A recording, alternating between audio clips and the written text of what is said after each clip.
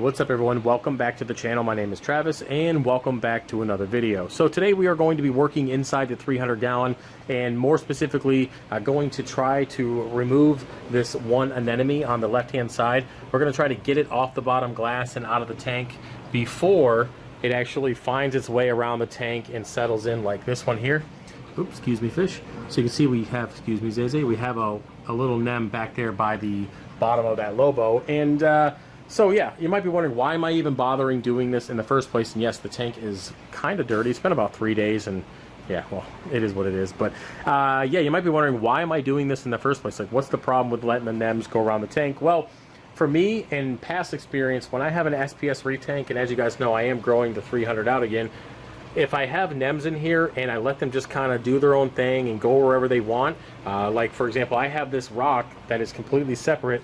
It's away from the main structure. It's kind of a little island for just the nems. If they venture off that and kind of hop up on the main structure or get anywhere else in the tank, they usually tend to, 9 out of 10 times, sit next to one of my more expensive Acropora, and they'll just completely destroy it with their, you know, their bodies being an enemy. So I try to avoid that, and I try to keep an eye on them as the best that I can. So unfortunately, I did lose this guy down here, but as long as he stays where he's at, I'm cool with that. It's kind of in a dead spot. There's not really any other colonies around there. We got the Lobo. So if he stays there, cool. But if he ends up moving around, oop, there's another one. There's another one. Man, these guys just having babies. There's one right next to the coal tank. We're going to try to get that out today as well. I didn't see that. Thanks for kind of showing me there, fish. So we're going to try to get this one out as well, because they are moving around, and for some reason they're splitting quite a bit. I only had 2 or 3 on here a couple days ago, so we still have 1, 2, 3, and then those 2 that kind of jump ship. So yeah, I try to catch them before they land next to an Acropora and start destroying it, costing me of course tons of money. So yep, what I'm going to try to do, and I think it's going to work out, is the other day I created that razor blade attachment that connects to the PVC. So I'm thinking I could just use a razor blade, come in here, scrape the very bottom, turn off the flow first, of course, so I don't shoot them around the tank, but I could just get in there and hopefully just lift them up enough, get them up in the water column, and catch them in the net or something. So that's what we're going to try to do. Going to record it, and I'm pretty sure, yeah, I could reach that guy. That's not too bad. And I'll just leave that dude right there. So, all right, well, let me get the tripod set up, and we're gonna give it a go. Okay, so the flow is off. Everything is good to go. I got my net ready, and yeah, let's see if we can get them off.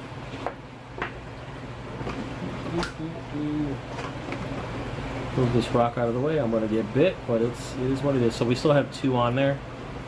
All right, let's see what we can do here. Try to do this as nicely as possible.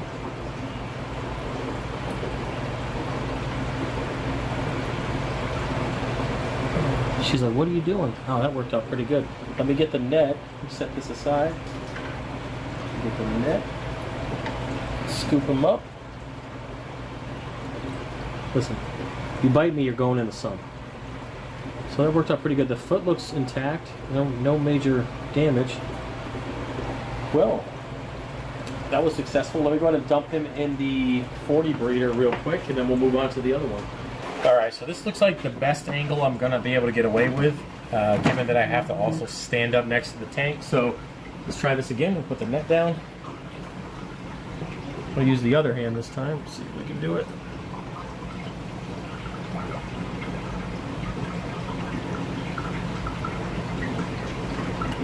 Sweet. All right, it's not flowing away. Let me get him out real quick. I'm still going to leave that one over to the other side. I'm still going to leave that in there because it's really not a bad area, and it might give some opportunity for the other smaller clowns in the tank that don't really have a home. Maybe they'll be able to kind of host that at some point or live in it. Cool, that worked out. No damage to the foot. There's a little bit of coralline algae on the bottom, but that's all right. So, anyways, guys, yeah, I guess here's my sales pitch. If you want to buy nems, we got plenty of them. I'm going to put that in the tank. Good to go. All right. So, yeah, I think that's pretty successful. Let me back up here. Everything looks good. Everything besides the tank being super dirty. And that's just like 2 days. And you can see all the lip marks from the coal tank. But I do have my nutrients kind of elevated right now. We're at about 12 ppm of nitrates. And, of course, 1 of phosphates. Look how fluffy this dude is. Damn. Kind of at an angle. I'm on the tripod, so it is not a good angle, but look how fluffy that dude is without the flow. Oh, it's crazy big. Anyways, guys, I'm done rambling. Hopefully you enjoyed the video. Yeah, I do have Nems for sale if you're interested. Not really the point of the video, but hey, might as well say it. There we go. Give you guys one more look. I'll move that rock structure back a little bit. Yeah, maybe it's okay right there. She's still got 2 to go. And yeah. All right, guys, that's it. Appreciate you being here. Peace.